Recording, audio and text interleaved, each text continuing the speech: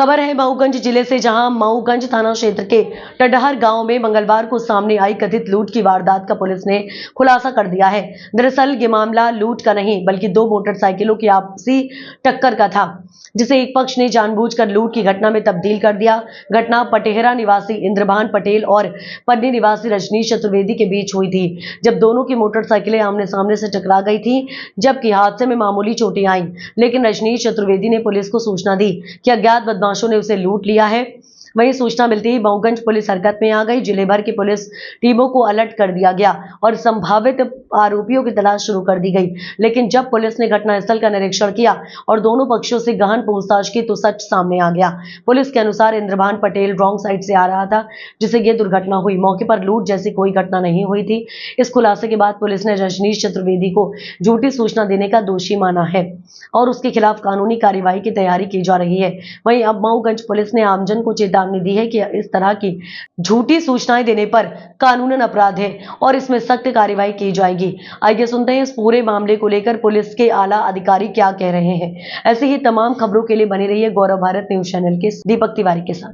प्रकाश में आया क्या पूरा मामला है सर? ये पुलिस को 2 आवेदन प्राप्त हुए थे थाना मऊगंज में, जिसमें एक टहड़ा गांव का था जो रजनीश चतुर्वेदी हैं।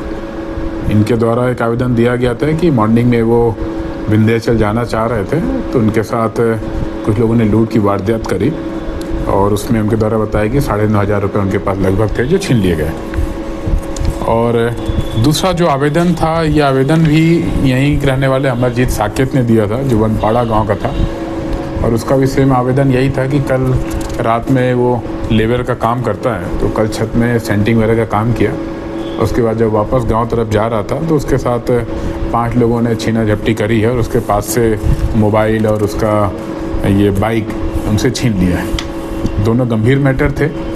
इमीडिएट सीनियर ऑफिसर्स को बताया गया। एसपी सर खुद स्पॉट में गए। एसपी सर, हमारी पूरी टीम, साथ में आसपास के नियरेस्ट जो थाने हैं मऊगंज, साथ में नई गढ़ी, सभी थाना प्रभारी बुलाया गया। और इसमें जब हमने पूरा डिटेल में पूछताछ करी इन लोगों से और साथ में जो स्पॉट में जाके अन्य साक्ष्य लिए गए, अन्य जो फैक्ट हमने कलेक्ट किए, इसमें साथ में हमने डिटेल एविडेंस भी लिया, साइबर की मदद ली, तब ये संज्ञान में हमारे आएगा कि इनके द्वारा ये मनगढ़ंत कहानी बनाई गई है। और जब पूछताछ हमने बहुत ही कड़ाई से करी, क्योंकि ऑलरेडी हमारे पास बहुत से साक्ष्य आ गए थे, तब इनके द्वारा बताया गया, दोनों के द्वारा, कि नुकसान की भरपाई के लिए इनके द्वारा ये स्टोरी बनाई गई।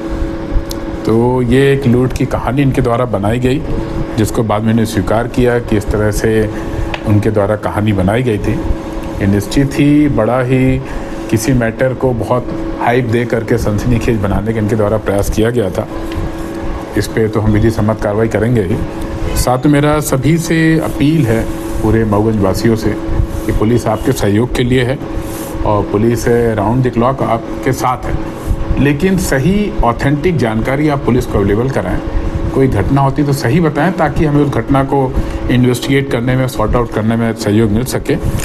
और पुलिस हमेशा आपके लिए अटेंटिव है, हमेशा आपके लिए विजिलेंट है। ये जिन्होंने गलत FIR कराई है, तो पुलिस क्या एक्शन लेगी इनके ऊपर? नहीं, गलत FIR तो नहीं हुई, क्योंकि इतना इम्पोर्टेंट मैटर था। जैसे इनके द्वारा एप्लीकेशन दी गई, इमीडिएट थाना प्रभारी द्वारा मुझे और SP सर को अवगत कराया गया। और हमारा ये था कि पहले सबसे पहले हम स्पॉट चलें और स्पॉट चल के इनसे पूरा घटनाक्रम समझें और फिर वहीं से हम लोग आगे इसमें कार्रवाई करेंगे। लेकिन इस पूरी प्रोसेस में ही सारी चीज़ें हमारे संज्ञान में आ गई कि ये स्टोरी इनके द्वारा बनाई गई है और कड़ाई से पूछताछ में इनके द्वारा स्वीकार भी किया गया।